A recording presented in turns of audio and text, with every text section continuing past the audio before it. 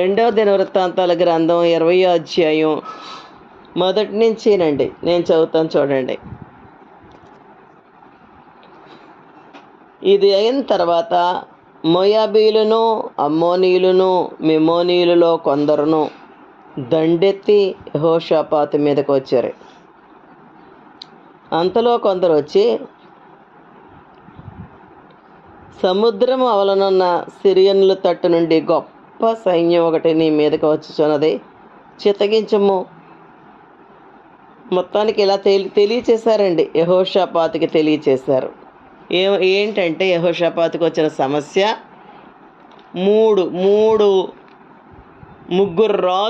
ముగ్గురు రాజులకు ఉన్నటువంటి సైన్యం అంటే చిన్న విషయం అంటారా? అదేమన్నాను, ఒక్క రాజు యుద్ధానికి వస్తేనే భయం వేస్తుంది. అమ్మో, యుద్ధం అనగానే భయం కదా. అలాంటిది యెహోషాపాతు మీదకి ముగ్గురు రాజులు వచ్చారండి.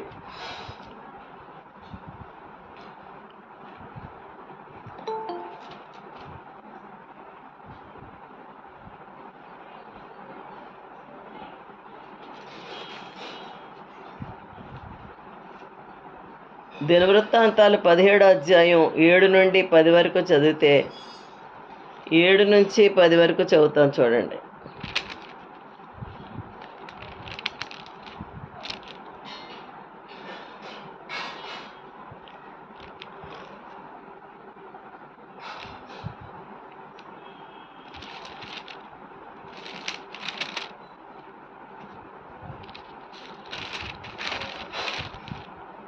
తన ఏలుబడి యందు 3వ సంవత్సరమున యూదా పట్టణములలో జనులకు ధర్మశాస్త్రాన్ని బోధించుటకై అతడు పెద్దలైన బెస్తయిలును, ఓబజ్యాను, జకర్యాను, నెతనీలును, మికాయాను, షెమయ,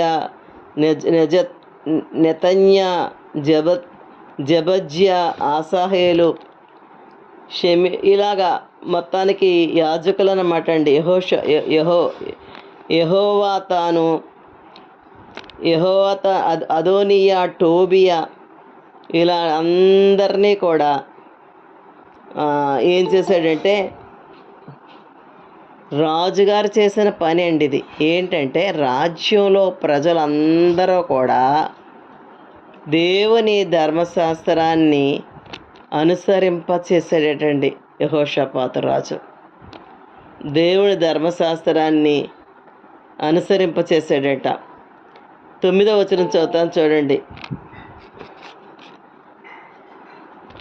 యెహోవా ధర్మశాస్త్ర గ్రంథమును చేతపుచ్చుకొని యూదా వారి మధ్య ప్రకటన చేయుచు, యూదా పట్టణములన్నిటినూ సంచరించుచు జనులకు బోధించిరి. అతను చేసిన పని ఇలాగా. యూదా రాజైనటువంటి యెహోషాపాతు ప్రజలందరినీ కూడా, ఎప్పుడైతే తను రాజు అయ్యాడో, ప్రజలందరూ కూడా దేవుని ధర్మశాస్త్రాన్ని అనుసరించేటట్లుగా కొంతమంది యాజకులను ఏర్పాటు చేసి వాళ్ళ ద్వారా ధర్మశాస్త్ర గ్రంథంలో ఉన్నటువంటి విషయాలను బోధించాడని చెప్పి ఇక్కడ రాయబడిందండి. అలాగే 19వ అధ్యాయం 4 నుండి కూడా చదివితే, అక్కడ కూడా 19వ అధ్యాయం 4 నుండి చదువుతాను చూడండి. యెహోషాపాతు యెరూషలేములో నివాసం చేయుచు బెయేర్షెబా నుండి ఎఫ్రాయిము మన్యం వరకు జనుల మధ్య సంచరిస్తూ వారి పితరుల దేవుడైన యెహోవా వైపునకు వారిని మళ్ళించెను. చూసారండి యెహోషాపాతు రాజు చేసిన పని. ఈయన కొడుకు వస్తాడు యెహోరాం, తర్వాత చెప్తాను. అతను ఏం చేస్తాడో ఒక మాట చెప్తున్నాను. యెహోరాం చేస్తాడు. ఆ యెహోషాపాతు చనిపోయాక ఆ ప్రజలందరినీ విగ్రహారాధన వైపు మళ్ళించెను అని చదివానండి. ఎంత ఘోరమో చూడండి ఇతని కొడుకు. ఆ మాట చదివినప్పుడు నాకు అనిపించింది, ఈ తల్లిదండ్రులు ఇదే సమయంలో ప్రజలందరినీ మళ్ళించాడు రైటే, కానీ పిల్లల విషయంలో కూడా చాలా శ్రద్ధ వహించాలండి. నాకు ఎలా తెలిసిందో కానీ కడుపులో ఉండగానే ప్రార్థన చేసేదాన్ని, కడుపు మీద చేసి ప్రార్థన చేసేదాన్ని, మంచి పిల్లలు పుట్టేలాగా చేయి ప్రభువా. హౌస్ ఆఫ్ ప్రేయర్లో, ఫ్రైడే ప్రేయర్లో నిలబడి మాట్లాడుతూ చెప్పేదాన్ని. చిన్న చిన్న పిల్లలు నడుస్తుండేవారు మధ్యలో, వాళ్ళ వైపు చూపించి స్త్రీలకే మీ పిల్లలు ఇంత ఉన్నప్పుడే ప్రార్థన చేసుకోవాలా. ఇప్పుడు చూడండి, ఒక సహోదరి నా దగ్గరకు వచ్చింది తన బిడ్డను తీసుకొని అన్న ఆవిడ కోసం, ఆ పాప కోసం ఈవేళ ప్రార్థన చేద్దామని అనుకున్నాం. మా కోళ్ళ నేనును శుక్రవారం తీసారా అమ్మ అన్నాం. తీసుకొచ్చింది పాపం. అది పైకి రానంటే రానని మొరాయించేస్తే ఇంకేం చేయలేక మరి కింద వదిలేసి నా దగ్గర ఉండిపోయింది అనుకోండి ప్రేయర్లో, అది ఇడిపోద్దావు కదా. మా మనవరాలు వెళ్ళి పిలిచింది దాన్ని. అబ్బే ఎక్కడా ఇంత కాదండి, అది వెళ్ళిపోయిందండి తల్లి. ఆ ప్రార్థన అవ్వకుండానే ప్రేయర్ సెల్ అయ్యాక దాన్ని మధ్యలో కూర్చోబెట్టుకొని మేము ప్రార్థన చేద్దాం అనుకున్నాం, వెళ్ళిపోయింది. చూసారా, నేను ఒక మాట చెప్పమంటారా? యేసుప్రభు ఉత్తనే చెప్పాడా, బాలుడు నడవవలసిన త్రోవ వానికి నేర్పుము, పెద్దవాడైనప్పుడు వాడు తొలగిపోడు అని ఉంటుంది వాక్యంలో. నేర్పాలంటే తల్లికి ఆ త్రోవ తెలియాలి కదండి, తండ్రికి తెలియాలి కదా. ఏటి నేర్పుతారు, ఏటి మాట్లాడగలుగుతారు పిల్లలతోటి? చెప్పే మీ పిల్లలకనంటే చెప్పడానికి వీళ్ళ దగ్గర అనుభవం ఉండొద్దా? మా మేనత్తలు వాళ్ళ అనుభవాలు చెప్పేవారు మాతోటి, వాళ్ళ అనుభవాలు పొందుకున్నారు. నేను ఆ అనుభవాలు నా పిల్లలతో మాట్లాడేదాన్ని. ప్రశాంతి అంటదంట, మా అమ్మ ఇలా చెప్పింది, అమ్మమ్మ ఇలా చెప్పింది, అమ్మ నీ విషయాలే, నీ సాక్ష్యాలే అని నేను చెప్తున్నానమ్మా. ఇళ్ళకే దగ్గర కూర్చోబెట్టుకుంటుందంటండి వాళ్ళని. ఒక్కోసారి ఫోన్ చేస్తే మా చిన్నపాప అంటది, ఇప్పుడే వాళ్ళని ప్రార్థన చేయించాను, ఇప్పుడే వాళ్ళని కూర్చోబెట్టంటే నాకు సంతోషం అయిపోద్దండి. చాలామంది తల్లిదండ్రులు నాకు దుఃఖం వస్తుంది మాట్లాడుతుంటుంటేని, పిల్లలకి చదువుకే ఇంపార్టెన్స్ ఇస్తున్నారు, భక్తికి ఇంపార్టెన్స్ అంటే ప్రార్థన చేసే చోట సరిపోయిందా? అవునా, కరెంటు ఇప్పుడు హలో వస్తుందండి.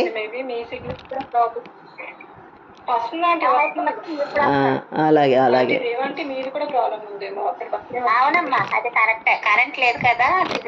పొద్దున్నుంచి లేదు మాకు. కానీ అనుకుంటున్నారండి ప్రజలు,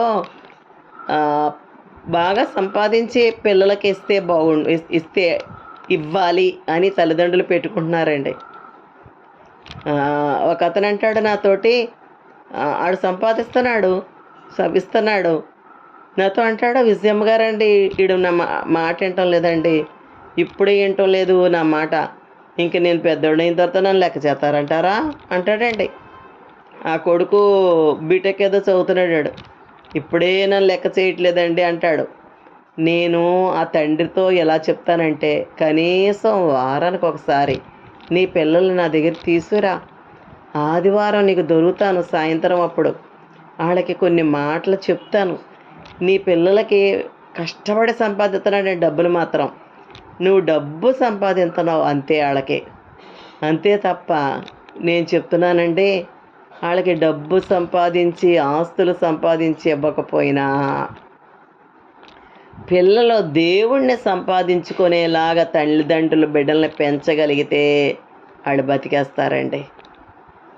వాళ్ళకి ఎంత ఆస్తులు ఇచ్చినా సరే నిశ్చింతగా, ఇంకా నా పిల్లలకి వీడికి ఇన్ని కోట్లు ఇచ్చాను, వాడికి అన్ని కోట్లు ఇచ్చాను, వాళ్ళు బ్రతుకుతారు అని తల్లిదండ్రులు ధీమా పడ్డానికి వీలు లేదండి. ఎందుకంటే ఇదిగో కుటుంబాల్లో ఎటువంటి సమస్యలు వచ్చి పడుతున్నాయో చూసారా, ఆ సమస్యల్లో ఏం చేయాలో వాళ్ళకి తెలియట్లేదండి. పిల్లలు ఇలాగా వ్యతిరేకత చూపిస్తుంటే, పిల్లలు ఇలా గొడవ చేస్తుంటుంటే వాళ్ళని దెబ్బలాడేస్తున్నారు, పాపం తట్టుకోలేక తిడుతున్నారు, కొంతమంది కొడుతున్నారు. దాంతో ఆ పిల్లలు ఏం చేస్తున్నారంటే తల్లిదండ్రుల మీద కక్ష పెంచుకుంటున్నారండి. ఇంకొంతమంది ఏం చేస్తారంటే అదే దురాత్మల ప్రభావం ఇదంతా. వాళ్ళు ఏం చేస్తున్నారంటే మేము సూసైడ్ చేసుకుంటామంటున్నారు అంతే.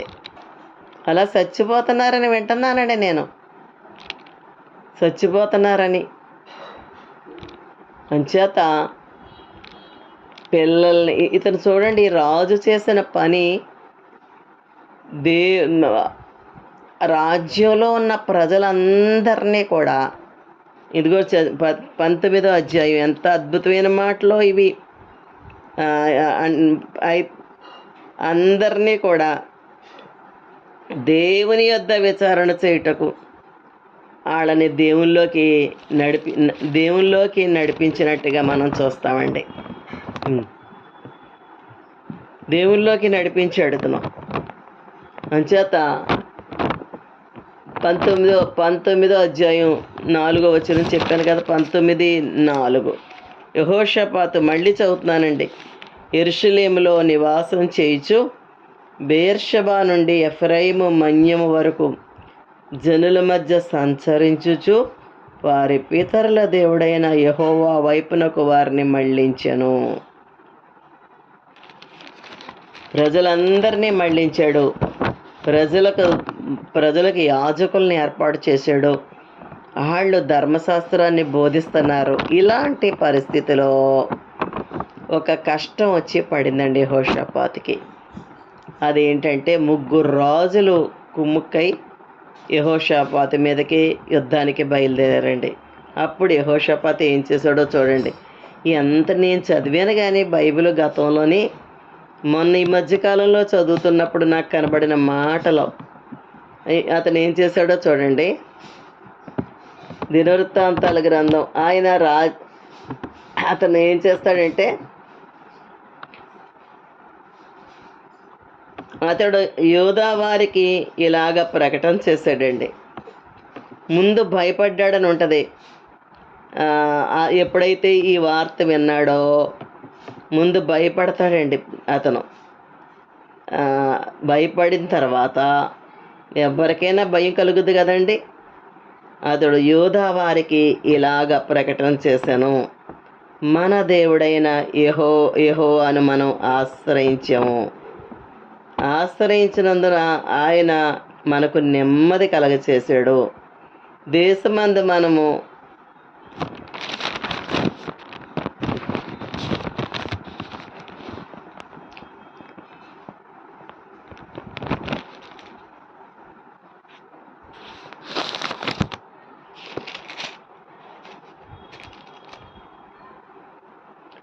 మూడవ వచనం అండి, 20వ అధ్యాయం. అందుకు యెహోషాపాతు భయపడి యెహోవా యొద్ద విచారించుటకు మనస్సు నిలుపుకొని యూదా అంతటా కూడా ఉపవాస దినము ఆచరింపవలనని చాటించాడటండి. ముందు భయపడ్డాడట. భయపడిన తర్వాత మరి ఆల్రెడీ దేవుడితో సంబంధం ఉన్న వ్యక్తి. 2, అతని రాజ్యంలో ఉన్న ప్రజలందరినీ దేవుడు మార్గాల్లో నడిపింప చేస్తున్న వ్యక్తి అయినందువల్ల రాజ్యంలో ప్రజలందరికీనంట ఉపవాస దినం ఏర్పాటు చేసాడటండి. ఉపవాస దినం ఆచరింపాలని చాటించాడట. యూదా వారు యెహోవా వలన సహాయమును వేడుకొనుటకే కూడుకొందరి. యెహోవా యొద్ద విచారించుటకు యూదా పట్టణముల అన్నిటిలో నుండి జనులు వచ్చారు. యెహోషాపాతు యెహోవా మందిరములో కొత్త సాల ఎదుట సమాజముగా కూడిన యూదా యెరూషలేముల జనముల మధ్య నిలబడి, మా పితరుల దేవా యెహోవా, నీవు ఆకాశమందు దేవుడవై ఉన్నావు. అన్యజనుల రాజ్యములు ఏలువాడవు నీవే. నీవు బాహుబలం గల దేవుడవు, పరాక్రమ గలవాడవు. నిన్ను ఎదిరించడానికి ఎవ్వరికీ బలం చాలదు. నీ జనులైన ఇశ్రాయేలు ఎదుట నుండి ఈ దేశపు కాపురస్తులను తోసివేసి నీ స్నేహితుడైన అబ్రహాము యొక్క సంతతికి దీనిని శాశ్వతంగా ఇచ్చావు. మా దేవుడు నీవే అని ప్రార్థన చేశాడండి. అలా ప్రార్థన చేస్తాడు. అక్కడ ఏమని ఉంటుందంటే వాక్యంలోని ఆ ప్రార్థనలోనంట పిల్లలు నిలబడ్డారటండి. పిల్లలు పిల్లలు ఉన్నారంట, శిశువులు కూడా ఉన్నారటండి. శిశువులు, పిల్లలు అనేసి ఊరుకోవచ్చు కదా, అలా కాకుండా అక్కడ ఏమని రాయబడిందంటే శిశువులు కూడా నిలబడ్డారటండి.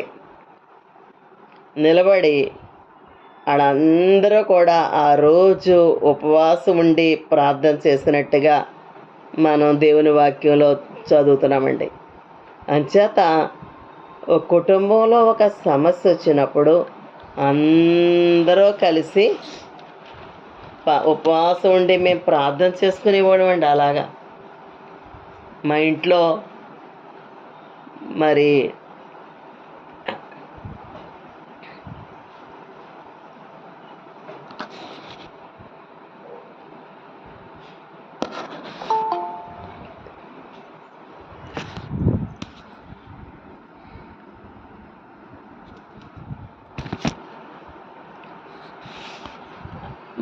మన పిల్లల్ని అలాగ దేవుల్లో నడిపించగలగాలండి. సమస్య వస్తే ఉపవాసం ఉండి ప్రార్థించడం వారికి నేర్పాల. కుటుంబం అందరూ ఉపవాసం ఉండి ప్రార్థన చేసుకుంటే గొప్ప పరిష్కారం చూస్తామండి. నాకు హిందూ వివాహం జరిగింది, మా పిల్లలకి క్రైస్తవ వివాహం చేయాలని అనుకున్నాను. అయితే మా వదిన గారు మణిగారు ఉన్నారు కదా, సలోమి మమ్మీ, అలాగే మా తోటికోడలు హన్నా గారు అన్య కుటుంబాల్లో నుంచి వచ్చి వాళ్ళు కూడా అన్య వివాహాలే జరిగినాయి వాళ్ళకి అప్పట్లో. అయితే తర్వాత వాళ్ళిద్దరూ కూడా ప్రభుని నమ్ముకున్నారండి, రక్షణ పొందారు. వాళ్ళ పిల్లలకు కూడా క్రైస్తవ వివాహాలు చేయాలని అనుకున్నారండి. ఎన్ని సంవత్సరాల క్రితం అంటే 24 సంవత్సరాలటండి. రోజాకి మ్యారేజ్ అయ్యి 24 ఏళ్ళు కంప్లీట్ అవుతుందంట. రేపు జూన్కి 25వ సంవత్సరంలో ప్రవేశిస్తున్నామని 25 కంప్లీట్ అయిపోతుందటండి. అయితే 25 ఏళ్ల క్రితం అంటే అప్పుడు ఎవ్వరూ మాకు యేసుప్రభు నమ్మిన వాళ్ళు ఇలాగా మాకు కనిపించేవారు కాదండి ఎవరనో. మా బంధువులు ఏమనేవారంటే, యేసుప్రభుని నమ్మారని నమ్మేస్తారా, వాళ్ళు ఇలా ఉంటారా, వాళ్ళు మారుమనసు అనుభవంలో ఉంటారా? నా దగ్గర ఏమీ సమాధానం ఉండేది కాదండి. ఒక్కటండి, మేము ముగ్గురం మా పిల్లల దగ్గర కూర్చోబెట్టుకొని ఏమని ప్రార్థన చేసేవాళ్ళం అంటే, ప్రభువా మా పిల్లలు మారు మనసు అనుభవం పొందుకోవాలయ్యా, మా పిల్లలు రక్షణ పొందుకోవాలయ్యా, మా పిల్లలు నీతో ఒక అనుభవాన్ని పొందుకొని వాళ్ళు బాప్తీసం పొందేయాలి ప్రభువా. వివాహాల కోసం వాళ్ళకి బాప్తీసాలు ఇవ్వకూడదు ప్రభువా. నమ్ముతారా? ప్రతి మంగళవారం ఉపవాసం ఉండి మా ఇంట్లో ఒకరోజు, మణిగారి ఇంట్లో ఒకరోజు, ఏంటంటే మాకు క్రైస్తవ పెళ్ళిళ్ళు చెయ్యాలా, క్రైస్తవ పెళ్ళిళ్ళు చెయ్యాలి అని అంటే వాళ్ళు దేవుడితో ఒక అనుభవంలోకి రాకుండా వాళ్ళకి మేము క్రైస్తవ పెళ్ళి చేస్తామంటే మా బంధువులు ఒప్పుకుంటారా అండి? నువ్వు వాళ్ళని మాయ చేసి చేసేస్తున్నావు అని అంటారు కదా. మా పెద్ద పాప బాప్తీసం పొందిందని తెలిసి మా బంధువుల్లో ఒక ఆయన మా ఇంటికి వచ్చి కోపం వచ్చేసిందండి ఆయనకి, అది బాప్తీసం పొందిందని. కోపం వచ్చేసి ఏం చెప్పాడంటే దానికి మా బంధువుడు, ఇంక క్రైస్తవ పెళ్ళి అంటే మాటలు అనుకుంటున్నావా నువ్వు, ఎలాగున్నా చేసుకోవాలా, ఇలాగున్నా చేసుకోవాలా, అలాగున్నా చేసుకోవాలా, అలాగైతేనే జరుగుద్ది, లేకపోతే అవ్వదు అన్నాడు. అంటే అప్పుడు మా పెద్ద పాప అప్పటికే మరి బాప్తీసం ఊరికినే పొందేలేదు, దేవుడితో ఒక అనుభవం పొందింది గనక అదేం చెప్పిందంటే సమాధానం, ఎలాగొన్నా చేసుకుంటాను, ఎలాగొన్నా దేవుడు చేసుకోమంటే చేసుకుంటాను. అప్పుడు ఎంత అండి, 10th పరీక్షలు రాసింది. ఎలాగొన్నా చేసుకుంటాను, నల్లగా ఉన్నా చేసుకుంటాను అంతండి. అలా అనగానే ఆ బంధువుడని చెప్పాను, ఆయన టక్కుమని కుర్చీలోంచి లేచిపోయి, అయితే తప్పకుండా దేవుడు నీకు జరిగిస్తాడని చెప్పి వెళ్ళిపోయాడండి. దేవునికి మహిమ కలుగునుగాక. కొంతమంది వివాహ వయసు వచ్చాక పెళ్లి ప్రార్థనలు మొదలెడతారండి. నేను చెప్తున్నాను, ఏ కుటుంబాలు క్షేమంగా ఉంటాయంటే, తల్లిదండ్రులు, ఏ కుటుంబం క్షేమంగా ఉంది చెప్పండి? నోవహు జలప్రళయంలో ఎవరు క్షేమంగా ఉన్నారు? నోవహు కుటుంబమే క్షేమంగా ఉంది. మిగిలిన వాళ్ళు ఎవ్వరూ మిగిలిన వాళ్ళు ఎవ్వరూ కూడా, నేను అనుకుంటాను నోవహు కోడలు ఉన్నారు కదా, వాళ్ళ తల్లిదండ్రులు కూడా పాపం విడవబడిపోయారు. కానీ మామగారి మాట కోడళ్ళు విన్నారు అనిపించిందండి ఓ రోజు నాకు. వాళ్ళ తల్లిదండ్రులు ఇక్కడే విడవబడి ఉంటారు. నిజం కాదా? మా ఒక పిల్లలైనా, భర్త అయినా, భార్య అయినా నిజంగా ఒక వ్యక్తి దేవుణ్ణి ఫాలో అవుతుంటే బాగా ప్రార్థన చేస్తారు, బాగా వాక్యం చెప్తారు, బాగా వాక్యం తెలుసు కాదు కాదు దేవుణ్ణి వెంబడిస్తే మిగతా వాళ్ళు కూడా తప్పకుండా ఆ తల్లిని కానీ తండ్రిని కానీ వెంబడిస్తారు. ఎందుకంటే వాళ్ళకి వాళ్ళ అమ్మ జీవితం కానీ వాళ్ళ నాన్న జీవితం కానీ వాళ్ళ మీద ప్రభావం చూపెడద్దండి. ప్రభావం చూపించి వాళ్ళు ఏ తల్లిదండ్రులు దేవుణ్ణి వెంబడిస్తారో వాళ్ళ పిల్లలు కూడా దేవుణ్ణి వెంబడిస్తారండి. ఇలా ఎన్ని కుటుంబాలు ఉన్నాయి. చర్చికి వెళ్తుందంట ఒక అమ్మాయి, మళ్ళీ రీసెంట్గా నేను విన్న మాటలు ఇవన్నీ. చర్చికి వెళ్తుందంట, పెళ్ళి కుదిరిందండి ఒక విశ్వాసతోటి, అప్పటికే అది ఒక అన్యుడితో మాట్లాడుతుంది. దీనికి ఆడ పెన్నమ్మ ఎవరో కొన్ని మాటలు చెప్పి లైన్లో పెట్టి దేవుడు నమ్మినోడితో పెళ్లి కుదిర్చారండి. పెళ్లి కుదిరిస్తే శుభలేఖలు వేసేసారు, ప్రింట్ అయిపోయినాయి. తర్వాత వారం రోజుల్లో పెళ్ళుందనగా ఆడ అన్యుడంట, ఆడికి ఏదో ఆడికి పొలం ఉందటండి. మరి ఏం చూసుకుందో వాళ్ళు పరారైపోయిందంటే ఇంట్లోంచి ఆ అమ్మాయి పరారైపోయిందండి. ఎంత బాధపడ్డారో ఆ అమ్మాయికి సంబంధించిన వాళ్ళు నా దగ్గర. నెలలైందేమోనండి ఈ అమ్మాయి పరారైపోయే, నెలలే అయ్యి ఉంటుంది. ఇప్పుడు నా దగ్గరికి వచ్చినటువంటి న్యూస్ ఏంటంటే, ఆడు ఈ అబ్బాయిని దేవుడు నమ్మినోడిని వద్దని వెళ్ళిపోయింది కదండి. ఎవరినైతే చేసుకుందో ఆడు దీన్ని వద్దంటున్నాడంట. అస్సలు వద్దు నాకు నువ్వు అంటున్నాడంట. పుట్టింటికి వచ్చేసిందండి. ఏం జరిగిందో తెలియదు విజయ అమ్మగారు. మళ్ళీ వాళ్ళకి సంబంధించిన వాళ్ళు ఉంటారు కదా, ఏం చెప్పుకుందో రాత్రి నా దగ్గరికి వచ్చి ఏం జరిగిందో నాకు తెలియదు విజయమ్మ గారు, ఆడు దీన్ని వద్దంటున్నాడంట. ఇది అంటుందంటండి. వీళ్ళందరూ ఎవరనుకుంటున్నారు? యేసుప్రభు నమ్మిన వాళ్ళే, చర్చికి వెళ్తున్న వాళ్ళేనండి వీళ్ళు. ఇది అంటదట. ఎంతగా దురాత్మల స్వాధీనంలోకి వెళ్ళిపోతున్నారో చూడండి. ఆడు నన్ను విడాకులు ఇమ్మని అడుగుతున్నాడు. ఎంత మాత్రం నేను ఆడికి విడాకులు ఇవ్వను. ఆడు అలాగే పెళ్ళి కాకుండా ఉండాలా.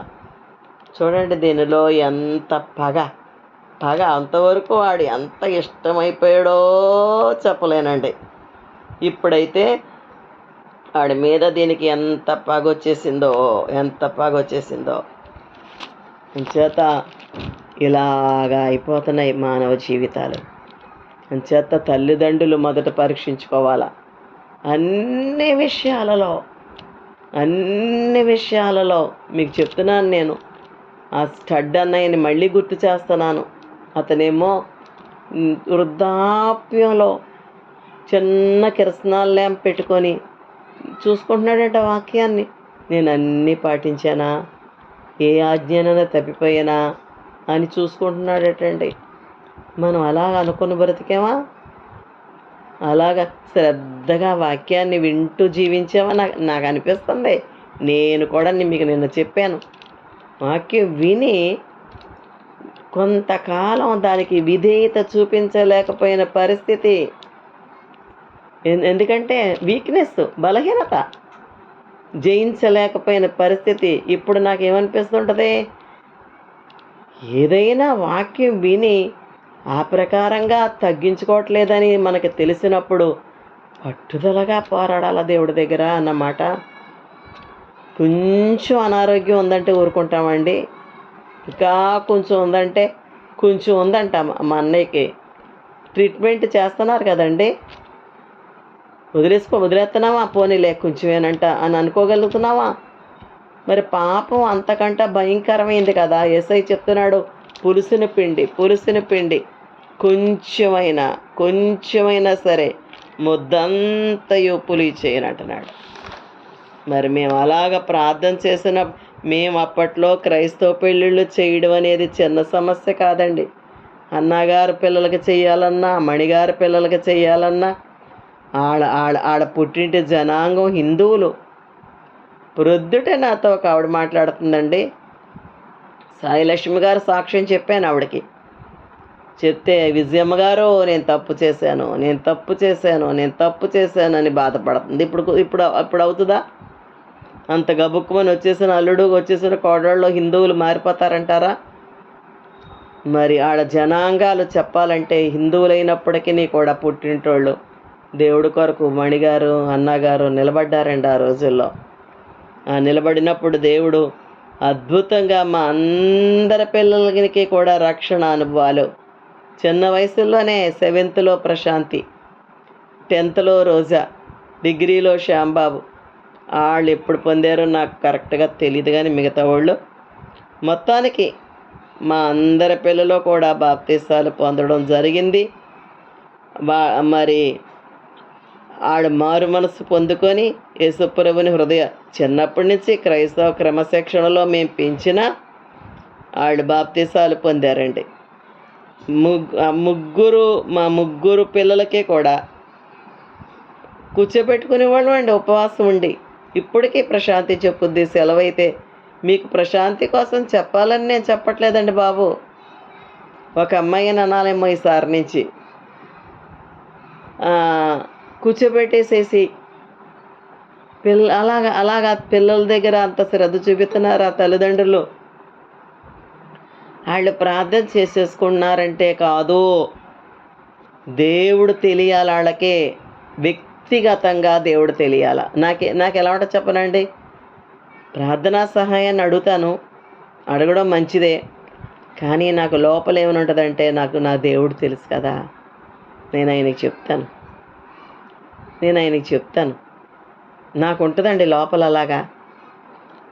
ఆ పెద్దాపురం ప్రాపర్టీ ఏమి సాల్వ్ అవ్వకపోయినా సరే నాకు ఎలా ఉంటుందంటే, ఆయన నా తండ్రి, నా పరలోకపు తండ్రి, ఆయనకి తెలుసు నాకెందుకంట ఆ విషయం. ఈ వేళకి నాకేం కావాలో చూస్తున్నాడు కదా, రేపటి సంగతి ఆయన చూసుకుంటాడు. ఎందుకని? ఆయన నాకు తెలుసు. నేను అదే కోరుకున్నాను నా బిడ్డలకి. ప్రభువా నువ్వు తెలియాలా. వాళ్ళు పెద్ద పెద్ద ఉద్యోగాలు చేసినంత మాత్రాన బ్రతకలేరు. వాళ్ళు వాళ్ళ ఆస్తులు సంపాదించినంత మాత్రాన వాళ్ళు బ్రతకలేరయ్యా. నీతో ఒక సంబంధాన్ని ఏర్పరచుకొని, నాయనా అంటాడు దావీదు, అంటాడు, నీ మార్గాలను నాకు తెలియచేయి ప్రభువా. నీ మార్గంలో నడిస్తే నా నేను నిశ్చింతగా ఉండగలనండి. వాళ్ళు కొన్ని కోట్లు కలిగి ఉన్న దేవుడితో ఒక అనుభవంలో లేకపోతే ప్రార్థన చేసుకుంటున్నారండి, చర్చికి వెళ్తున్నారు, కాదని నేను అంటం లేదు. కానీ దేవుడు నాతో ఇలా మాట్లాడాడో, అప్పుడు నేను ఇలాగ సరి చేసుకున్నాను, దేవుడు నాతో ఇలా మాట్లాడాడో, నాకు ఇందులో జయమిచ్చాడో అని మన బిడ్డలు చెప్పగలగాల. ఆయన మాట్లాడే దేవుడు కదండి, ఆయన మాట్లాడతాడు. ఆయన మీద ఆనుకోవడం రావాలి పిల్లలకి, ఆయనకు మొర్ర పెట్టుకోవడం రావాలి పిల్లలకి. ఇంకొక మాటలో చెప్పనా, దేవుడికే ఇంపార్టెన్స్ ఇవ్వాలండి మన బిడ్డలో. చదువుకుంటుండేది, చాలా చదువుపిచ్చిదే మా పెద్ద పాప. నేను అనేదాన్ని ఒక్కొక్కసారి, నేను ప్రార్థనకి వెళ్తానే, ఓ ఫ్రెండ్ ఉండేదండి నాకు అని లెగిసి వెళ్ళబోతుంటే, అమ్మా మన ఇద్దరం చేసుకుందారా, నేను ఉంటాను నీతో పాటు అని ఆ పుస్తకాలు అక్కడే పెట్టేసి వచ్చేసేదండి.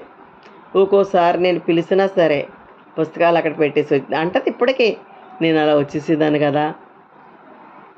సేవ చేయవే బాబు, నాకులాగా ఉద్యోగం ఎందుకు లేదు అన్నానండి ఒకసారి, పెళ్ళైన కొత్తలో కొడుకు పుట్టాక. ఆ మాట వినేసింది.